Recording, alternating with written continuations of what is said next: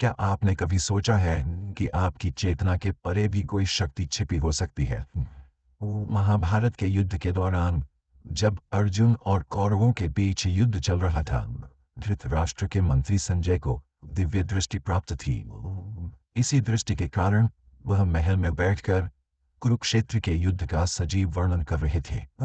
वेद व्यास ने उन्हें यह अद्भुत शक्ति दी थी ताकि वह युद्ध का सारा घटनाक्रम बिना किसी भौतिक दृष्टि के देख सकें और राजा धृतराष्ट्र को सूचित कर सकें।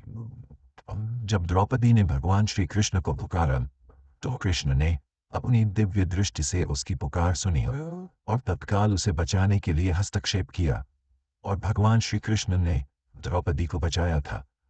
सभी युगों में ऋषि मुनियों, महापुरुषों और देवताओं के पास यह शक्ति थी जिसके माध्यम से वे वर्तमान, भूत और भविष्य को देख सकते थे। कलयुग में यह दिव्य दृष्टि क्यों दुर्लभ हो गई? कलयुग में हम इतनी मानसिक, सामाजिक और भौतिक समस्याओं से घिरे हैं कि इनसे उबरने के लिए हमें एक गहरी समझ की आवश्यकता है। लेकिन आज के समय में यह दिव्य दृष्टि हमें क्यों प्राप्त नहीं है? आपने यह जरूर सोचा होगा कि यह दिव्य दृष्टि कलयुग में किसी के पास होगी या नहीं होगी। यह आज तक आपके लिए एक रहस्य बना हुआ है, जहां आप जानेंगे कि दिव्य दृष्टि क्या है, इसे कैसे प्राप्त किया जा सकता है और क्या यह सच में आपको दिव्य दृष्टि प्रदान कर सकता है। तो इस रहस्यमय और ज्ञानवर्धक सफर को अंत तक देखिए, क्योंकि हो सकता है कि आज आप उस सत्य से रूबरू हो जाएं, जो आपकी चेतना के दरवाजे खोलने। हम सभी जीवन में कुछ न कुछ तलाश रहे होते हैं, कभी सफलता, कभी प्यार, तो कभी आत्मिक शांति। लेकिन इन सब के बीच एक गहरी बेचैनी होती है, एक ऐसा एहसास कि हम कुछ अनदेखा कर रहे हैं, कुछ ऐसा जो हमारी आंखों के सामने होते हुए भी छिपा हुआ है। यह बेचैनी, यह अधूरापन हमें अक्सर मानसिक तनाव और उलझनों की ओर धकेल देता है। आपने देखा होगा कि जब हम इन समस्याओं का सामना करते हैं तो ध्यान, योग और आत्मचिंतन की बात सामने आती है। लेकिन सवाल उठता है कि क्या यह सच में हमारी सारी समस्याओं का समाधान कर सकते हैं? क्या ये साधन हमें उन सवालों के जवाब दे सकते हैं जो जीवन के गहरे अर्थ से जुड़े हैं? दिव्य दृष्टि की, जिसे तीसरी आंख भी कहा जाता है, ये कोई साधारण आंख नहीं, बल्कि एक ऐसी मानसिक और आध्यात्मिक दृष्टि है जो आपको भौतिक दुनिया के परे देखने की क्षमता देती है। इसे आज्ञा चक्र भी कहा जाता है, जो हमारे मस्तिष्क की बीच वाली जगह पर स्थित होता है। योग और तंत्र शास्त्रों में इसे हमारी अंतर्ज्ञान और आत्मिक ज्ञान का स्रोत माना गया है। लेकिन सवाल यह है कि तीसरी आंख खोलने का मतलब क्या है? क्या यह कोई चमत्कार है या फिर यह हमारी चेतना का विस्तार है, जिससे हम दुनिया को एक नए दृष्टिकोण से देख पाते हैं? अगर हम वेदों और पुराणों की ओर देखें तो हमें कई उदाहरण मिलते हैं जहां तीसरी आंख की बात की गई है। शिव जी की तीसरी आंख उनके भीतर छिपी असीम शक्ति का प्रतीक मानी जाती है। जब शिव जी की तीसरी आंख खुलती है तो वह न केवल सृष्टि की संहारक शक्ति का संकेत देती है, बल्कि यह भी दर्शाती है कि वह सत्य को उसकी संपूर्णता में देख सकते हैं, जिसे सामान्य आंखें नहीं देख सकती। इसी तरह भगवद गीता में भी श्री कृष्ण ने अर्जुन को विराट स्वरूप दिखाने के लिए दिव्य दृष्टि दी थी। यह दिव्य दृष्टि अर्जुन की तीसरी आंख का खुलना ही था, जिसने उन्हें वह सत्य दिखाया जो सामान्य दृष्टि से संभव नहीं था। आज की भाषा में तीसरी आंख का खुलना एक तरह से हमारे मानसिक और आध्यात्मिक जागरण का प्रतीक है। यह हमें अपने भीतर छिपी शक्तियों और ब्रह्मांड की गहरी सच्चाइयों से जोड़ता है।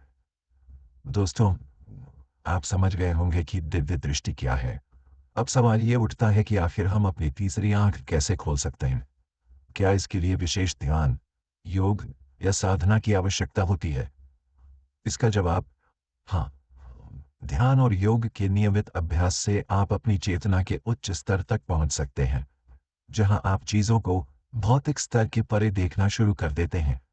ध्यान और प्राणायाम, श्वास पर ध्यान केंद्रित करके आप अपनी मानसिक शक्ति को बढ़ा सकते हैं। विशेष प्रकार के ध्यान जैसे त्राटक ध्यान, जिसमें आप एक बिंदु या मोमबत्ती की लौ पर ध्यान केंद्रित करते हैं, तीसरी आंख को जागृत करने में मदद कर सकते हैं। आहार और जीवन शैली।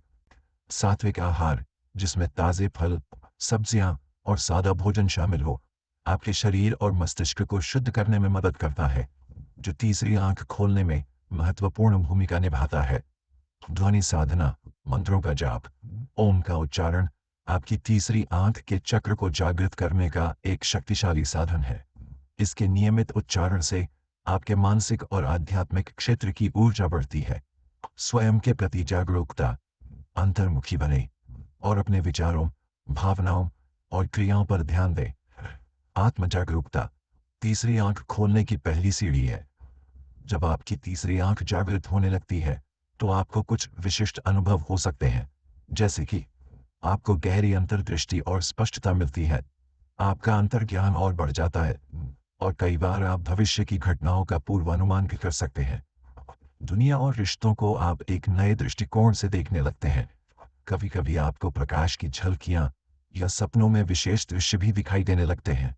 हालांकि यह प्रक्रिया समय ले सकती है और इसके लिए निरंतर अभ्यास और धैर्य की आवश्यकता होती है, जो अपने जीवन की उलझनों से पार पाना चाहते हैं। अगर आप अपने अंदर छिपी शक्ति और संभावनाओं को जागृत करना चाहते हैं, तो तीसरी आंख खोलने का यह सफर आपके लिए हो सकता है।